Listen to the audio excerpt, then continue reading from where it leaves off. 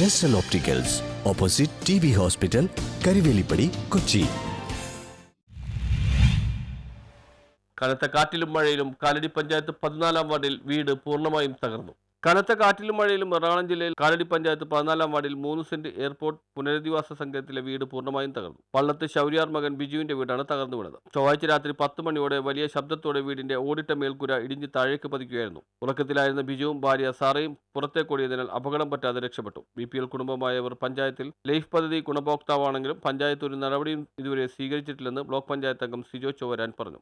Panchayat 14-ാം ward മറ്റൂരിൽ airport റോഡിൻ്റെ പുനരധിവാസത്തിന് വേണ്ടിയിട്ട് പുതിയ റോഡ് നിർമ്മിച്ചു കഴിഞ്ഞപ്പോൾ ഏകദേശം 13 വീട്ടുകാരെ ഇവിടെ പാടശേഖര ഭാഗത്തേക്ക് പുനരധിവാസ സങ്കേതമായി വർഷങ്ങൾക്ക് മുമ്പ് താമസിപ്പിച്ചതാണ്.